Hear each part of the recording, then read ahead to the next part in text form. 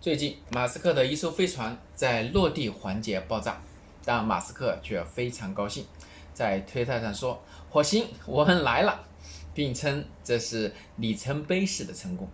因为我们拿到了所有的数据。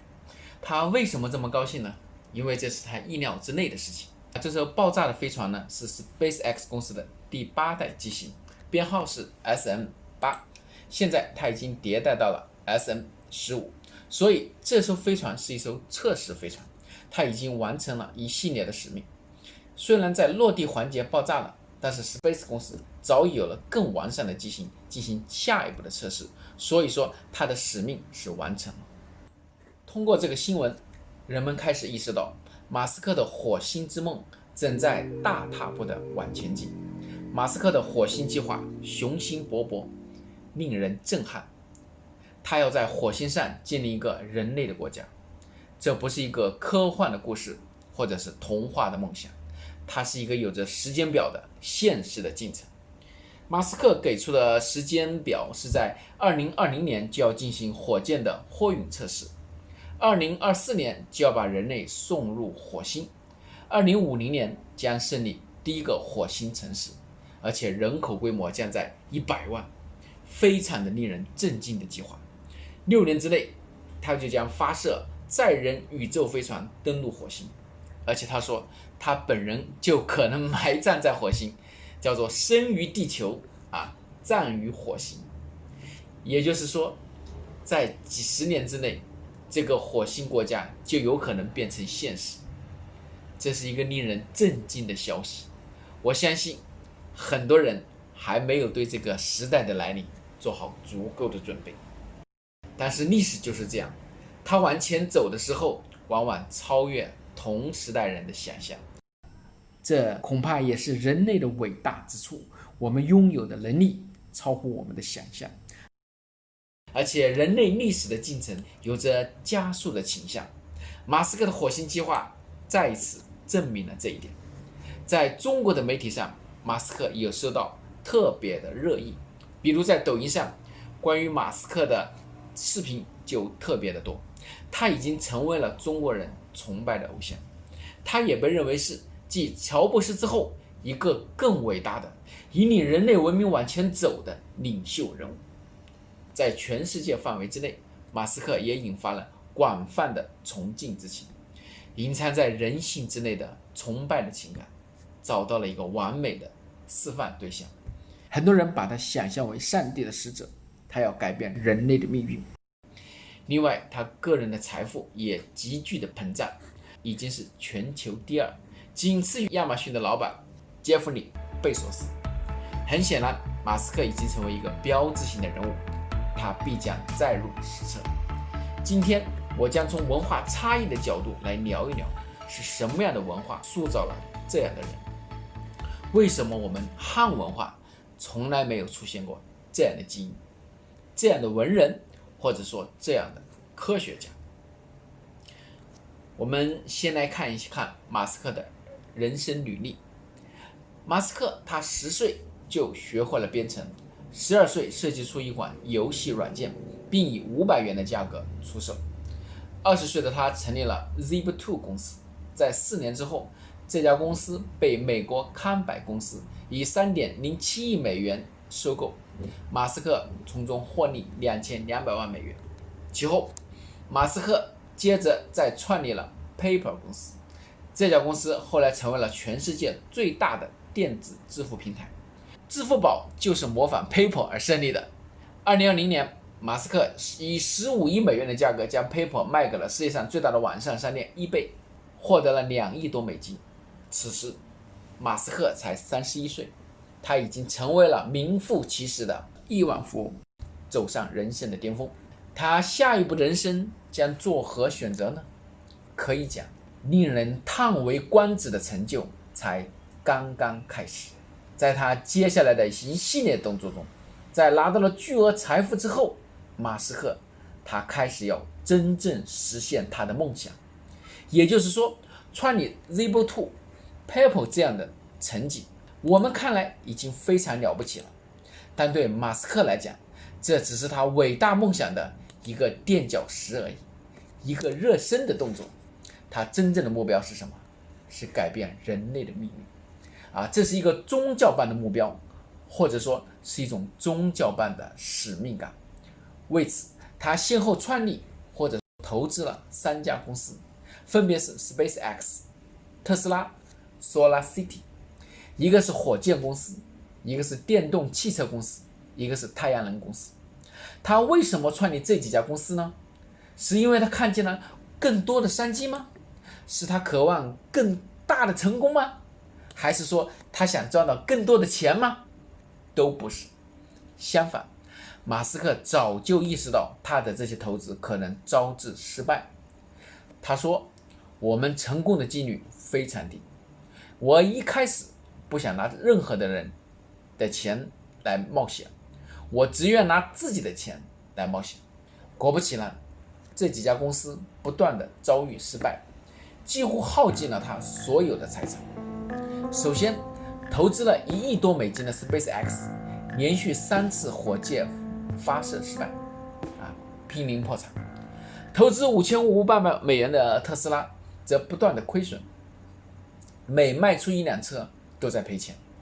2家公司都面临着严重的财务危机。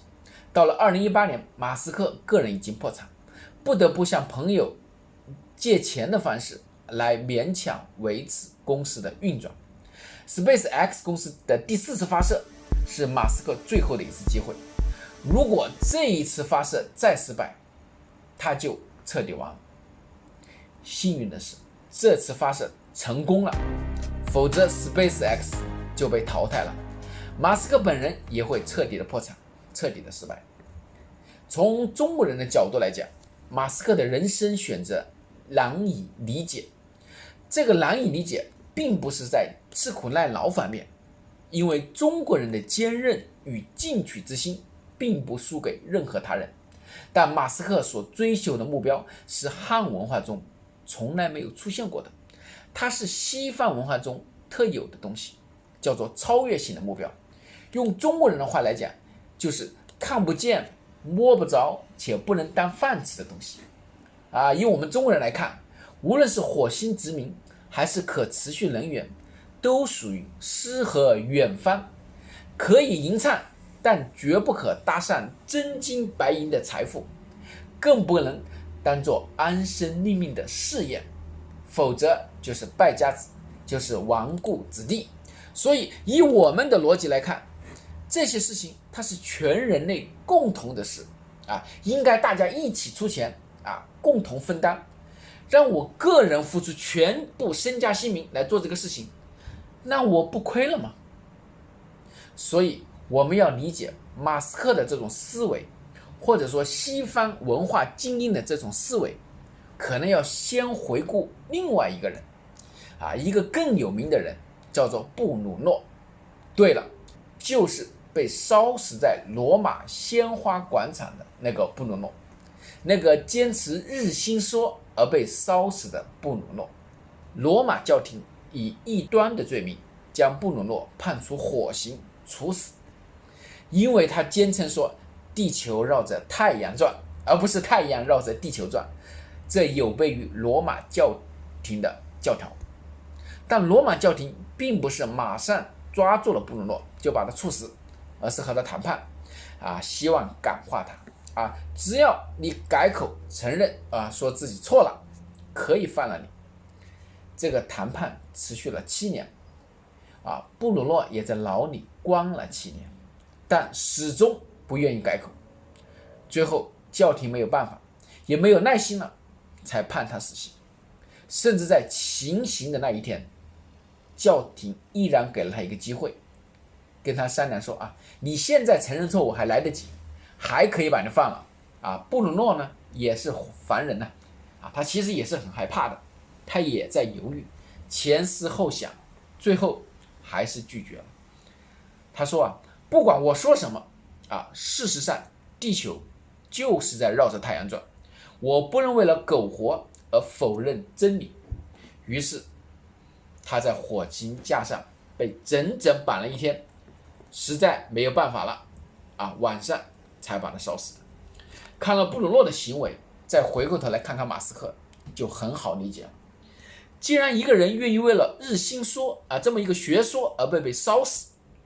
而另外一个人为了火星的梦想而赌上全部的财产，那也就不那么难以理解了吧。所以这都是一些什么样的情感在支持这些人做这些事情呢？愿意搭上自己的性命，搭上自己所有的身家，这么巨额的财富，去追寻一个我们看来不是那么重要的目标一个说法，或者说一种注定要失败的事业呢？这就是我们汉文化从来没有出现过的一种价值目标、价值诉求。马斯克在一次演讲中说到他说地球面临最大的问题是可持续能源，如果不能在24世纪解决，我们将灾难临头。而另一个可能影响人类生存的重大问题，就是如何移居到其他星球。第一个问题促使我成立了特斯拉和 SolarCity，第二个问题则让我创立了太空科技公司 SpaceX。我一直有一种存在的危机感，很想找出生命的意义何在，万物存在的目标是什么。最后我得出的结论是，如果我们有办法让全世界的知识越来越进步，让人类意识的规模与范畴日益扩展，那么我们将有能力问出对的问题，让智慧的精神得到更多的启迪。我不知道大家看了这句话是什么感受我的感受是非常的震撼。这不是一个企业家，或者说是一个工程师、一个科学家说出来的话，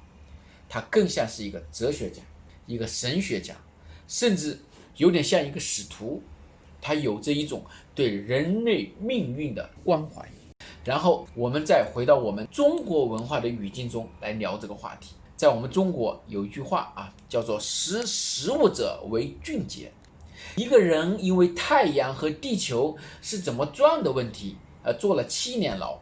最后还被烧死这以我们的这个思维传统来看恐怕得归于不识时务者之列了。虽然我们也敬佩他的率真和勇敢，但是在情感层面我们其实还是难以理解，就他这样做究竟是为了什么？我们中国历史上并不缺乏英雄好汉、慷慨壮士。所谓风萧萧兮易水寒，壮士一去兮不复返，勇敢的人多得很中国人也是一个崇尚勇毅的民族但我们勇毅的对象是看得见摸得着的人和事。比如我们要回报有恩于我们的贵人或者是为了财富和地位要关中耀祖这些目标在我们看来它值得我们赴汤蹈火。但是地球与太阳谁绕着谁转三角形内角之和是不是等于180度诸如这样的问题中国人恐怕是1两文银都是不愿意出的。为什么？因为觉得不值得嘛所以这就涉及到了一个价值观的问题。就汉文化的价值观，它的来源都是来自于那些看得见摸得着的事物比如人与人之间的关系面子恩情金钱美女权利欲望这都是些看得见摸得着的东西。为了这些东西我们赴汤蹈火，那是在所不惜但是在西方文化中，价值除了这种看得见摸得着的这一部分，还有另外一个价值的来源，那就叫做形而上的部分也叫做超越性的价值。这个是汉文化中所没有的。我们儒家文化讲究仁义礼智信这是我们的核心价值，但实际上它依然属于看得见摸得着的，它有具体的人和事作为对象，是吧？比如人字就是2个人它没有超越人际关系的范畴。而我们另外一个道家思想它强调的是无。无是什么东西呢？它也是一种可见的象比如道德经上面讲道之为物，为恍为惚恍兮惚兮，其中有物。所以说道它也不是形而上的价值。我们再回过头来讲一讲这个西方人的这个形而上的价值，它究竟是从哪里来的呢？它实际上有2个来源啊，一个是哲学啊，一个是宗教啊。哲学就是古希腊的形而上学啊，英文叫做metaphysics 啊，就是物理学之后啊，meta 就是之后啊，物理学之后，物理学就是说我们说的这个经验科学啊，就是看得见摸得着的东西嘛。但在物理学之后呢，它指的是啊，就是看不见摸不着的东西了啊，就是一些更加核心的关于存在论和宇宙论的这一部分知识啊。亚里士多德把这一方面的知识呢啊取了一个名字啊，叫做 metaphysics 啊，叫物理学之后，我们中文翻译为形而上学啊，就是说看不见摸不着的那一部分，但是又是更高的东西啊。好，这是一个哲学的来源。好，另外还有一个来源就是他们基督教的信仰啊，也就是永恒的上帝。上帝也是看不见摸不着的，是吧？但是它是一切价值、一切原则、一切道德的来源。所以这2个来源提供了神圣的永恒的价值。无论是形而上的存在的理念，还是宗教信仰中的上帝、天堂和永恒世界，都是看不见摸不着的东西啊，它超越了我们可感知的物质世界，属于形而上的超越世界。所以在西方文化中，这一切才是价值最终的来源。而那些看得见摸得着的东西啊，比如说啊我们的食物啊，我们漂亮的衣服呀，以及豪宅呀、豪车呀，这些看得见摸得着的东西啊，它让我们感觉到愉悦，供养我们的身体，让我们很舒服的拥有我们的生命。但我们这个舒适的生命用来做什么呢？就是用来体验形而上的超越性的价值。所以最终形而下的价值，它还是要依附于形而上的价值。也就是说，一个人吃得好、用得好、好吃好玩好喝，他这么活着，但如果他精神上不能体验到形而上的永恒的内容，那么最终他的人生是残缺的，因为他不能关联到价值的来源啊。这就是我们汉文化中所没有的一种观念啊。我们汉文化中说啊，吃得好、用得好活得好啊，就是安居乐业啊，过上小康生活啊，这辈子就值当了呀，生命就有意义了呀，还有面子啊，别人很羡慕你啊，你过得真好呀啊，这不就是很有价值了吗？所以这是一种不同的文化结构啊。我们汉文化呢也有哲学，但是我们的哲学是处世哲学啊，没有超越人际关系的范畴啊，相对来讲，它还是属于形而下的部分。比如《论语》中，孔子说：“子不语乱立怪神啊，就是说有看不见摸不着的这些东西啊，都把它归到了一个不元素的地方吧，就是把神圣性的东西和乱立怪啊这些荒诞的东西啊混乱的东西混为一谈啊，所以它就消解了形而上的神圣性啊，就消解了神性本身。所以在我们传统的价值论述中啊，就是没有神圣性的这么一个位置啊。就我们汉文化来讲啊，我们的价值世界是在形而下的一个部分啊。皇帝可能是我们汉文化中最接近神圣性的符号啊，天子嘛，和神有点关系了啊，所以天子他是金口玉言啊，皇帝的尊严啊神圣不可侵犯，但实际上皇帝还是一个世俗权力的附属品啊，一旦丧失了权力，皇帝本人也就没价值了啊。换句话来讲，这个真正的价值是一定是只能位于形而上的世界啊。然后我们人呢，通过我们人类所独有的情感和理性啊，超越我们这个物质世界，我们到达这个世界啊，通过认知啊，通过情感的体验，我们体验到一种永恒的价值啊，那个地方才有人类精神永恒的家园。或者我们讲，只有我们人类才能到达形而上的价值世界啊，猫啊、狗啊、猪啊、羊啊，它只能生活在一个物质世界之中，因为它们没有理性啊，而我们人类是会理性思考的啊，这就会让我们得到超越我们感官经验的认知。比如说我们看到了打雷了、下雨了这是自然界的一种现象，但是这是一个假象，它背后所包含的这一种规律是要通过我们的理性的认知才能获得。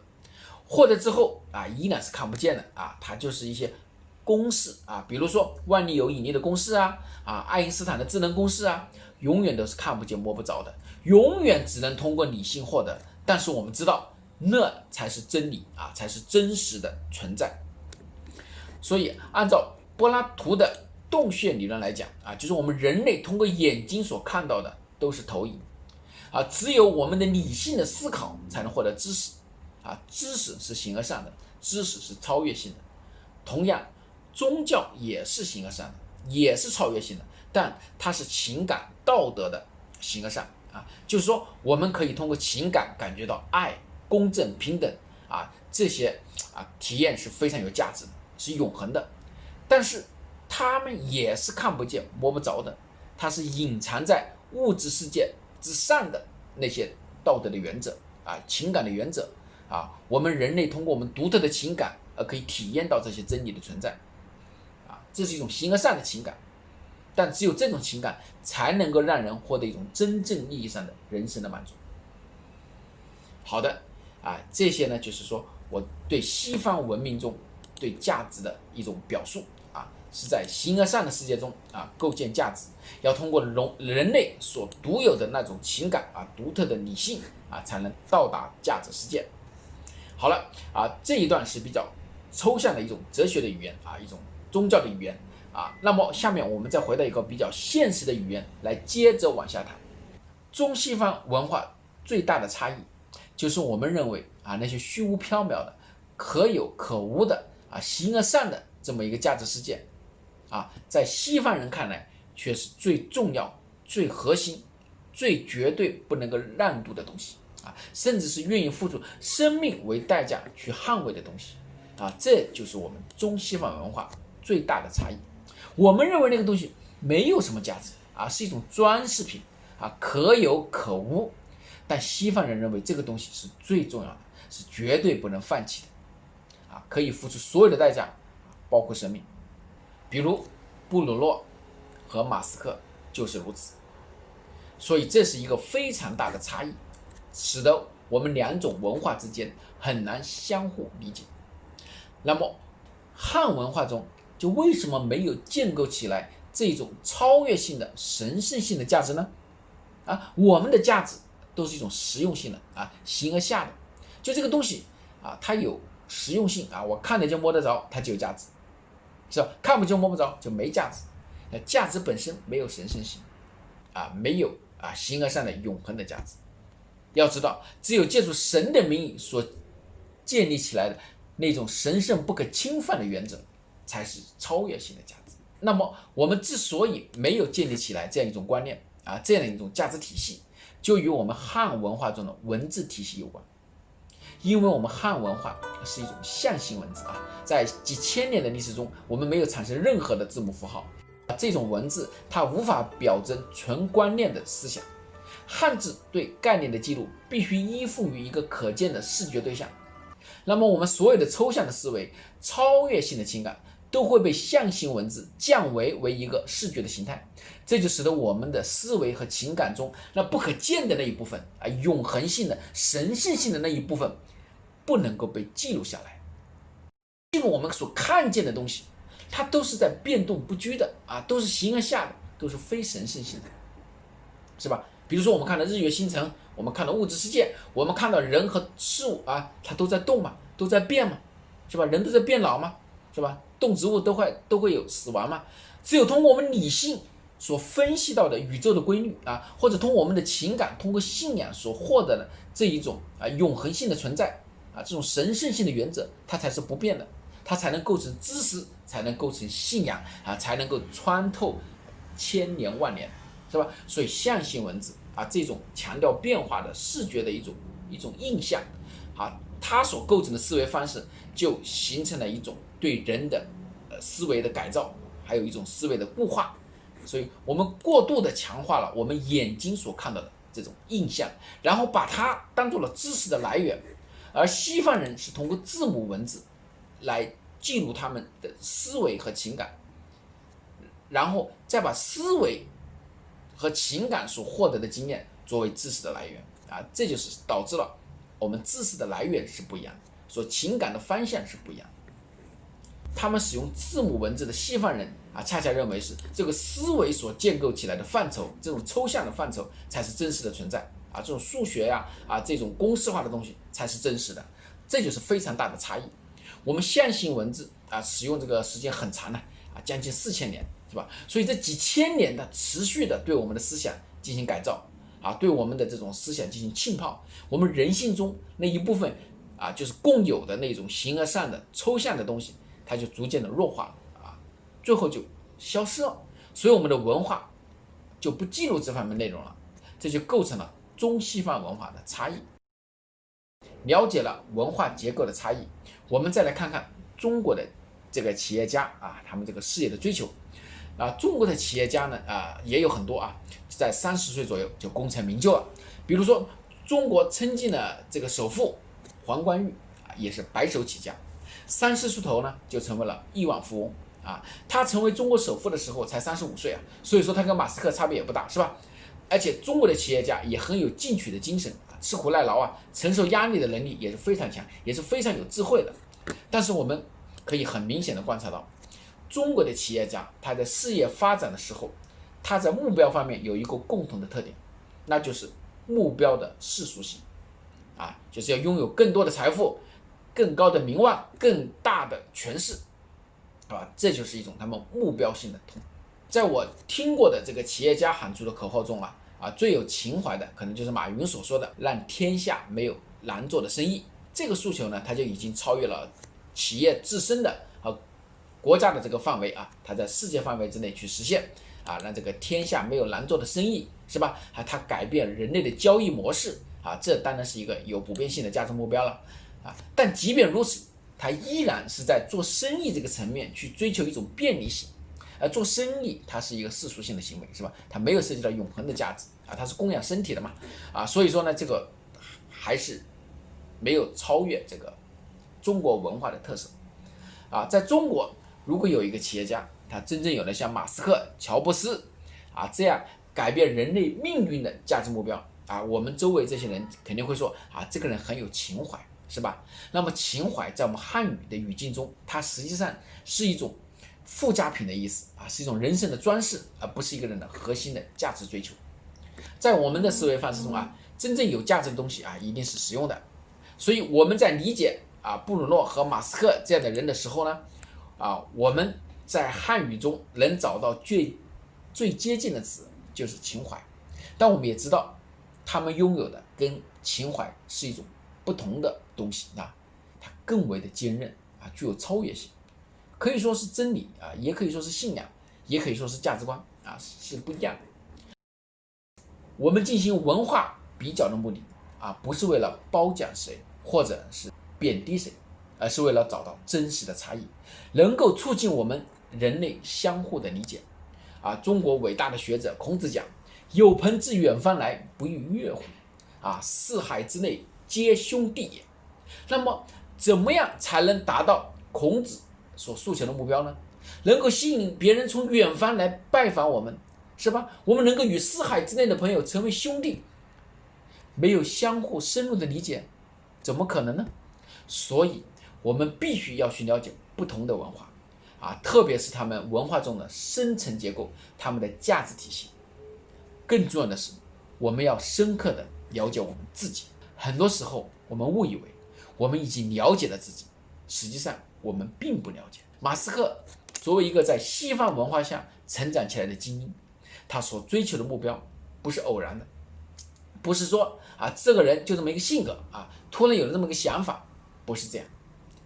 同样，我们中国的企业家和商人，我们极致的追求世俗性的成功，实用主义层面的成功，在这二者的背后都有一种文化的基因在起作用，在提供精神层面的动力。这种文化的结构，它预先的决定了我们所有人努力的方向。